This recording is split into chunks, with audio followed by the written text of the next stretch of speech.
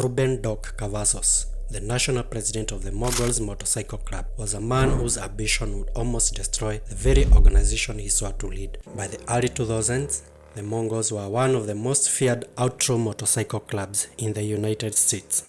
Their patch was sacred, their code unbroken, and their loyalty absolute. To wear the Mongols' colors was to declare allegiance to a brotherhood that demanded everything from its members: respect, loyalty, and a willingness to stand firm no matter the danger.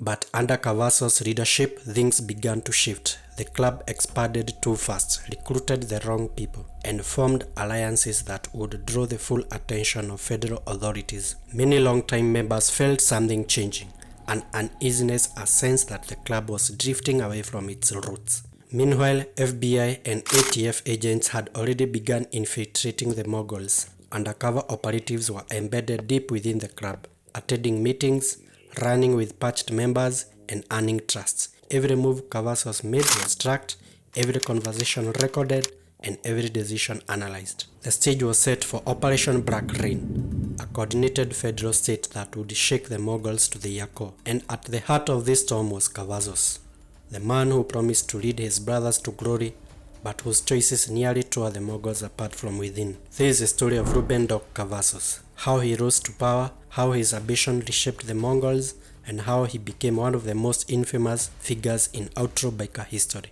Ruben Cavazos was not born a biker. He was born in 1957 into a tough Mexican-American neighborhood in Los Angeles, Highland Park. In those days was a place where survival required strength, quick thinking, and loyalty to your own. As a teenager, he joined the Los Angeles-based Avenue Street Gang, an early decision that shaped his relationships, his worldview, and eventually his path into the outlaw biker world. Violence and crime surrounded him, but Cavazos stood out. Beneath the street edge was a young man who showed discipline, intelligence, and ambition. Determined to improve his circumstances, he pursued education, eventually becoming a licensed radiological technician.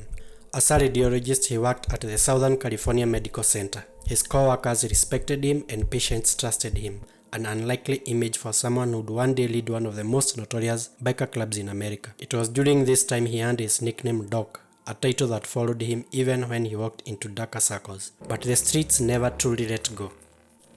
By the late 1980s, Cavazos joined the Mongols Motorcycle Club. Even as a newcomer, he impressed older members with his intelligence and discipline. He had a presence, quite calculating but confident. Cavazos made a paradox, a professional by day and outlaw by night. In the tightly knit brotherhood of the Mongols, this dual nature made him stand out. His ambition propelled him forward quickly, rising from full patch member to chapter officer. He showed strategic thinking and leadership qualities rare in the outlaw world. By the time he reached national prominence, Cavazos had already mastered the balance between street influence and organization leadership, a skill that would bring the Mongols both strength and danger. To understand Cavazos' impact, you must understand the club he inherited. Founded in the 1960s, the Mongols had always been a small but fierce counterpart to the Hells Angels. Based in Southern California, they were a tightly knit group with strict rules about membership, loyalty, and conduct. Violence was part of life, but the Mongols were selective. Earning the patch was not easy, and the brotherhood meant everything. Throughout the 1980s and 1990s, the Mongols fought wars with rival gangs and survived constant law enforcement pressure. By the late 1990s, the club was stable, battle-tested, respected, and wary of outsiders.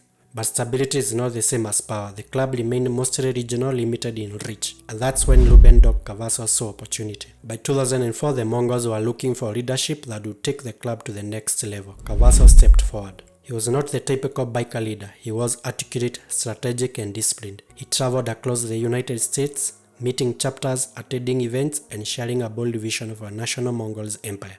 Members admired him. He carried himself with confidence, spoke with authority, and presented himself as someone who could unify the club and expand its influence. He promised strength, unity, and dominance, but ambition is a double-edged sword. Once he gained power, Cavazos didn't just want to lead the Mongols, he wanted to transform them. Under Cavazos, the Mongols entered the largest expansion in their history. He wanted more chapters, more members, more territory, fast. Recruitment grew aggressive. The club began accepting street gang members with little connection to biker culture, criminals with their own agendas, young recruits drawn by violence rather than brotherhood. The Mongols spread across California, Arizona, Nevada, and even Mexico. Membership numbers climbed quickly, too quickly. Inside the club, tension grew.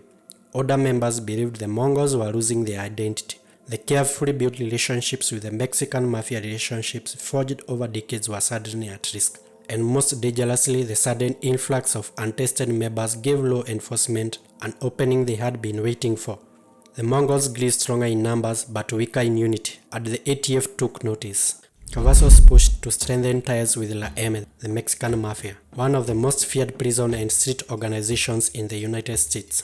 Though the Mongols had always interacted with La M to some extent, Cavazos formalized this relationship. Drug trafficking expanded, tough control increased, violence escalated. To Cavazos, this alliance was a power move. To law enforcement, it was a flashing red light. Surveillance intensified. Every new recruit, every meeting, every phone call was scrutinized. Cavazos thought he was making the Mongols unstoppable. Instead, he was laying the groundwork for their biggest fall. By 2005, the ATF had fully infiltrated the Mongols.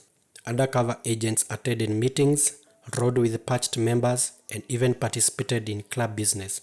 Wiretaps captured conversations about drug sales, weapons trafficking, and violent confrontations. Surveillance teams tracked members across multiple states. The agents braided in so successfully that some earned full patches, an unprecedented breach of an outlaw motorcycle club. Cavazos was still expanding, still recruiting, still pushing alliances. He had no idea that some of the men shaking his hands were building a case designed to crush the Mongols. The clock was ticking, but before Operation Black Rain could strike, the Mongols made a move of their own. 2 months before Operation Black Rain, August 30, 2008, the Mongols' top leadership had a secret meeting. The agenda was not about expansion, it was about survival. In a shocking internal coup, Ruben Doc Cavazos was unanimously voted out. His patch was stripped. His power was gone. His son and his brother were expelled alongside him. The accusations spread fast. Corruption, stealing club money, betraying tradition, expanding too reckless, exposing the club to the feds. To many members, the evidence was undeniable. Cavazos had become a liability. The Mongols cut off their own head to save the body, but they were too late. On October 21, 2008, Operation Black Rain launched. A coordinated federal strike across 6 states. More than 500 federal agents executed over 160 search warrants. 61 Mongols were arrested, including Cavazos.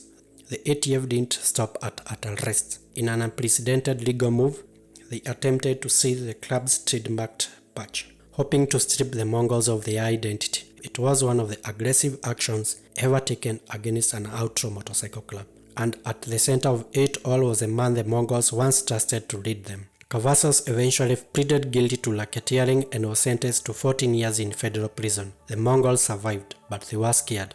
Under new leadership, the club tightened recruitment, restored traditional values, and rebuilt the trust lost during the Cavazos era.